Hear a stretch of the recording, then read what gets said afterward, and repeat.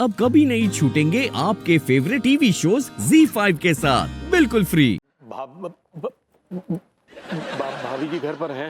अरे आइए आइए तिवारी जी, बैठिए। And and sorry for the past. Actually मैं उस समय ना किसी और ही मूड में थी। मैं चाहती नहीं थी कि मेरे आसपास जरा से भी नेगेटिविटी हो, सब पॉजिटिव माहौल चाहती थी। तिवारी जी, पानी अपना सर से ऊपर जा चुका है।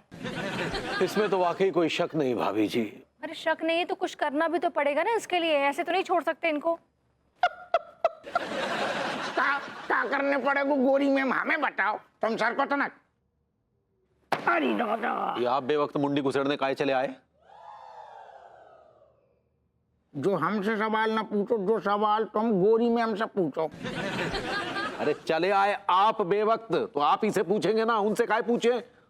जो आदमी हमें शुरू तुमसे जब हम कह रहे कि अगर हमसे मत पूछो ना, तुम हम दूसरे मूड में हैं। अबे तुम सब तो गोरी मैम से पूछो ना। अरे तो आपके गले में हड्डी अटकी हुई है। हमारे मुंह में सचल हड्डी अटकी है, हड्डा अटकू है। तुम्हारे अड्डा पे तो नहीं आई ना, गोरी मैम के अड्डा पे है। तुम्हारे खोखा में खड़ेगा। अरे खोखा, तुम्हारे धंधा पानी में धंधे पानी की बात मत करना। आपकी तरह न्यौछावर खा के धंधा स्थापित नहीं किया है। अड्डा अड्डा अड्डा अड्डा नहीं जमाते आपकी तरह, समझे ना? अड्डा अड्डा कर रहे हैं। तुम सारे ज्यादा अड्डा अड्डा और करके दिखाओगे, तुम्हारे सारे छेठैये मुंह में हम गड्ढा कर देंगे। शांत हो जाइए। शांत हो गो। अब तू ना करेगा जो गोरी में आप बोलो जो कहने। हप्पू सिंह जी, आप शांत हो जाइए पहले। शांत। बंद करो ढक्कन। हम तो शांत, हम जाको शांत कर रहे, तो बहुत अगर ये कर रहे हो। आप मेरे हस्बैंड को फौरन अरेस्ट कीजिए। नहीं मतलब ताई गोरी में ऐसे कैसे अरेस्ट करो? कौन से जुर्म में? भीख मांगने के जुर्म में, और साथ में अंगूरी भी है। उसने हमारी इज्जत की धज्जियां उड़ा रखी हैं। उसे भीख मांगने के जुर्म में गिरफ्तार करो। गोरी में भीख मांग रहे? हाँ नहीं लेकिन समझ गए, गोरी में भीख मांगने के जुर्म में अरेस्ट करें, जो हम बात समझे नहीं। आप करिए ना बस। नहीं लेकिन भीख तो दुनिया भर में आप अबे सवेरे सवेरे निकल जाओ, सारे सिग्नल पे 36 लौंडा लपाड़ी भीख मांगते दिखते हैं। हप्पू सिंह जी, मैंने आपको ना यहाँ फालतू की फिलॉसफी सुनाने को नहीं बुलाया है। आप बस उनको अरेस्ट कीजिए। हम जो कह रहे कि देखो जी, घरेलू मुद्दा है। हमारे घर में 36 अम्मा और रज्जू की आपस में मस्ती रहती है, हम नहीं पढ़ते। अब भैया विभूति और आपको जो रोज को है कचू ना कचू राय तो वो फैलाते ही रहते हैं। घर के मामले में आप खुद ने पढ़ लो, हमें ना घुसाओ बा में। अरे लेकिन हप्पू सिंह, लेकिन कचू नहीं गोरी में 100 की सीधी बात है। बढ़िया तरीका बता रहे, वो सक्सेना है ना, वाने घर वापसी सेंटर खोलो है। तो ऐसा करो कि फिर भैया विभूति को भी भेज दो होते, और तुम भाभी अंगूरी को भेज दो। तो भैया विभूति और भाभी अंगूरी आपस में एक दूसरे को देख लेंगे। अरे मतलब होते जब पहुंचेंगे तो सक्सेना उन्हें देख लेगा, उनको ट्रीटमेंट कर देगा, नॉर्मल लाइफ हो जाएगी। बढ़िया चकाचक, खुश, प्रॉब्लम सॉल्व। गोरी में बड़ी थकी आई, मंत्री जी को काम छोड़ के कहिए अदरक वाली चाय मिल जाएगी का? दूध नहीं है। सुनी तुमने? दूध लेके आओ तो ना। नुक्कड़ पे मिलती चाय वहां पी लो। तुम आओ जो मुंह चल रहा हो ना, खैर छोड़ो तो गोरी मैम बाय। तिवारी जी, मुझे तो लगता है ना कि अब सक्सेना जी ही हमारी आखिरी उम्मीद है। जी भाभी जी, हमें भी ऐसा ही लगता है। सक्सेना जी ने जो ये घर वापसी की मुहिम चलाई है ना, इससे हमें जबरदस्त फायदा होने वाला है। अरे बस विभू वापस आ जाए, यही फायदा हो जाए अभी तो। भाभी जी, अंगूरी भी तो वापस आ जाए। अरे हाँ ऑफ कोर्स, अंगूरी जी और विभू दोनों ही घर वापस आ जाए। और वो घर वापसी सक्सेना जी करवाएंगे। ऊपर वाले के नाम पे दे दे बाबा।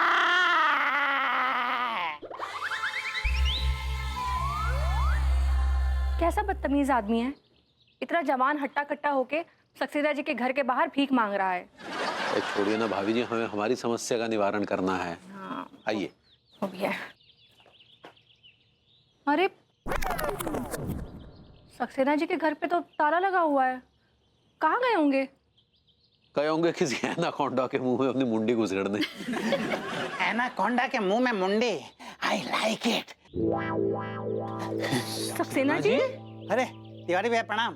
भाई माँ चरण स्पर्श। यार आप तो वो घर वापसी के लिए गए थे ना? अरे भैया अब मेरे विचार बदल गए हैं भैया। नाउ आई एम एंजॉयिंग भैया। चिलचिलाती धूप में गरम रेत पर लेटकर भीख मांगने में जो मजा आता है भैया, आई लाइक इट। आपने हमारी उम्मीदों पे पानी फेर दिया। आप हमारी आखिरी उम्मीद थे, आप ही ने दम तोड़ दिया। अरे भैया मैंने दम तोड़ा नहीं है, असल में दम तो अब जुड़ गया है। भैया भीख मांगना बुरी बात नहीं होती। भीख मांगना एक आर्ट है, एक साइंस है, एक कॉमर्स है। I like it. Tiwari Baba, ऊपर वाले के नाम पे 1 लाख रुपया दे दे बाबा, 1 लाख रुपया दे दे। 1 लाख नहीं, 1 लात। आई लाइक इट।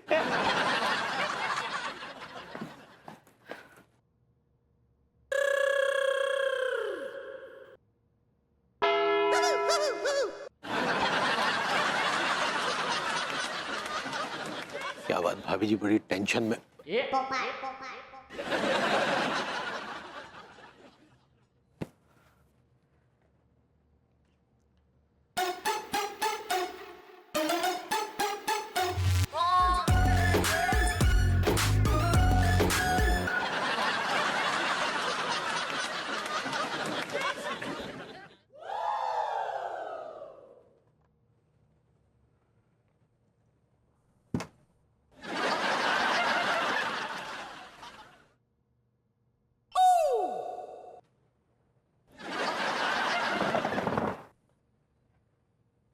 मैं पूछती हूँ, ये जो रिहैब सेंटर गवर्नमेंट ने सक्सेना जी को चलाने को दिया है, ये किस आधार पर दिया है?